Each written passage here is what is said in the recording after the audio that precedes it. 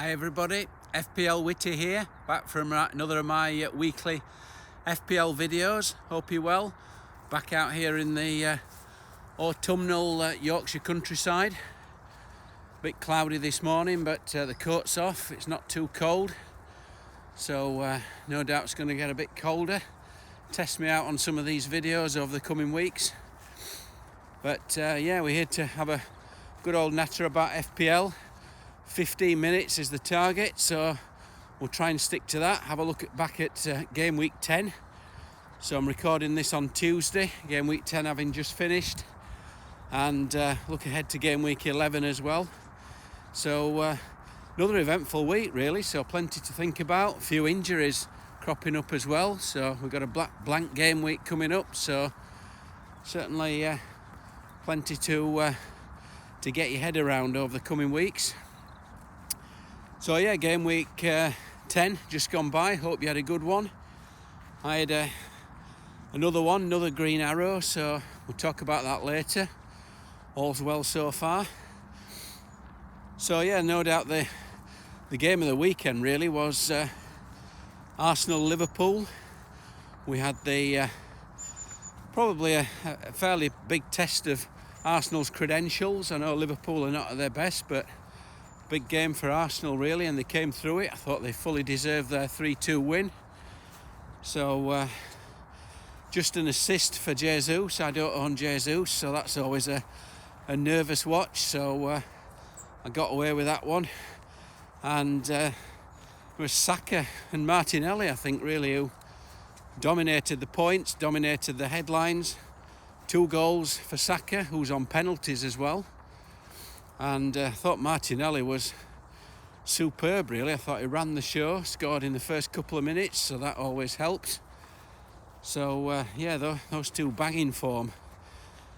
Seen a few people bringing Arsenal players in this week, but you've got to be careful because they don't play in game week 12, remember. Don't overload yourself on Arsenal and Manchester City players. Have to keep that one in mind. But certainly from game week 13 and 14, Arsenal have a great run of fixtures, and a bad day at the office for Liverpool really. Very frustrating one they had.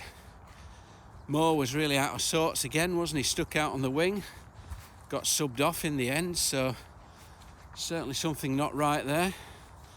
And of course Luis Diaz got injured. He looks like he's out until after the World Cup, which is a big blow to him. And a big blow to his owners, of course. And Trent has done his ankle. Reports are that he could be out for 2 or 3 weeks.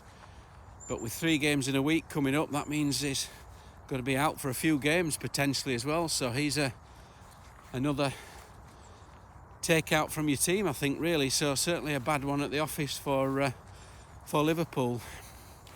But you still have to think that Manchester City are going to be strong favourites. They won again, 4-0. They're just steamrolling teams, scoring goals for fun, also keeping clean sheets, so the perfect combination for FPL. I'm on Haaland, who captained Haaland, just the 1 goal. It's almost a surprise when he only scores 1 goal, isn't it? But I'll take that all day long. But his captaincy and his ownership was so high, he was almost irrelevant this week. I'm on Cancelo and Haaland and De Bruyne, so great returns for Cancelo. A goal, clean sheet, assist, full bonus. So when he's racking all that up, he's certainly a must-own player. And Phil Foden is the one that's catching the eye at the moment. He's outscored De Bruyne for the last 2 weeks, and he's 4 million cheaper, so that certainly it's giving me plenty to think about over the next few weeks. Again, it seems crazy that Cancelo and Foden are the 2 most transferred in players this week. They've got Liverpool, of course, next, but then they don't play in game week 12. So I still think there's a lot of non-engaged managers out there who perhaps unaware of this game week 12. So be careful with that one. But certainly Foden looks very impressive, and I think he's started every match so far this season, if I'm right. So One thing that's going under the radar, I think, to a lot of people is Harry Kane. Perhaps not to his owners, but he's only 20% owned. And Harry's actually returned in every game apart from the opening day. So I think with Haaland doing what he's doing, it's easy to overlook Harry. If we're not careful, he's going to be going under the radar and scoring 30 goals at this rate. But certainly Harry on fire, really. Spurs having a very good win at Brighton, who had been going very well. So big 3 points for Spurs. Chelsea, they rung the changes a bit, which shook us in FPL a bit, particularly Reece James owners. He was benched. We've heard all about Pep Roulette and Tuchel Tombola. So we've got Potter the Potterman pottering with his team now. He left out Sterling and Aubameyang and Reece James, although reports seem to indicate that Reece James was left out more to an injury, a dead leg that he's recovering from. So he's a proper enigma, really, isn't he, Reece James? He's not had a double-figure haul all season. We know he's got that one in his locker, but we're still waiting to see it. So hopefully that's coming soon. Manchester United, Ronaldo bounced off the bench to score the winner. I don't think we'll be rushing to buy him, but that's good for Ronaldo, good for United. And probably the bigger talking point from Manchester United now is Anthony, who's 3 goals in 3 games. And of course Manchester United are really heavily supported globally, so no doubt Anthony will attract a lot of support now. Don't think I'll be going there myself, still a bit of a wait and see, but certainly very good for him. What else happened? Well, Newcastle scoring goals for fun now. 4 last week, 5 this week. So Almiron doing well. The other Bruno G, 2 goals this week. Superb from him. So yeah, all's well for Newcastle. I think the frustrating thing for Newcastle, of course, is the defence, isn't it? So I brought Pope in on wildcard 3 games ago, and he's managed to concede one each week to Brentford, Fulham and Bournemouth. So really frustrating, but at least I had the consolation of Ivan Toney scoring from the spot to wipe that double clean sheet out. So I think Tony's got something like, is it 15 or even more penalties consecutively scored. So certainly the man to trust from the spot. So no doubt a few Pope owners were hoping for a penalty save, but that wasn't to be. So yeah, elsewhere we had Bowen in the points for West Ham. That was good.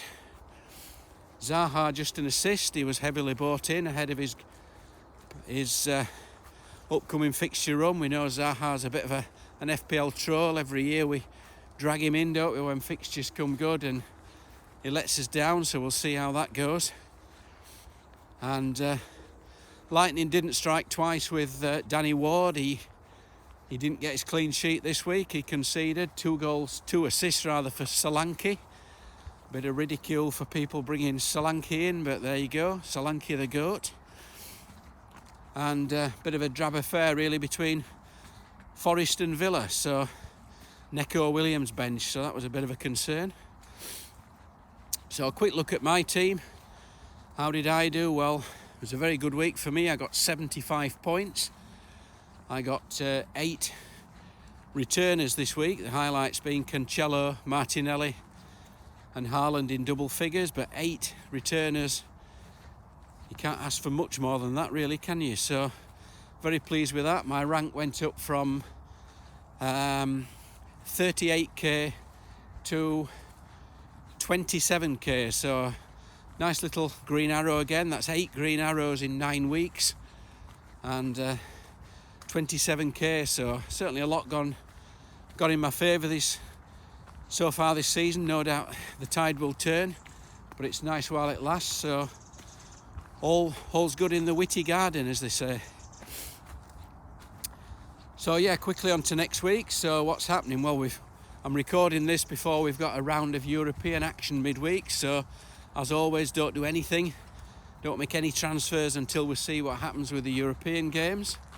Otherwise you might get hit with a nasty -4. And I think all focus really with your transfers now needs to be on blank game week 12. So just to confirm that Arsenal and Manchester City don't play. So don't be loading yourself up with too many players. My aim will still be to bench 3 of them. Probably Cancelo, Martinelli and Haaland. And try and get a team out. Try and scrape 11 together. Just about do that. So my plan will probably be to sell De Bruyne in game week 12. So I've got a big decision really there. What to do with De Bruyne. I've still got the cash set by to move him on to Mo Salah in game week 12, but a few doubts now about whether that is still a good plan. Fantastic fixtures for Liverpool, of course, from game week 12, 13, 14, so I could do that, or I could just have a 1 week punt on Salah and then move him back to Foden. That's an idea. Or a 1 week punt on Trossard and move him back to Foden.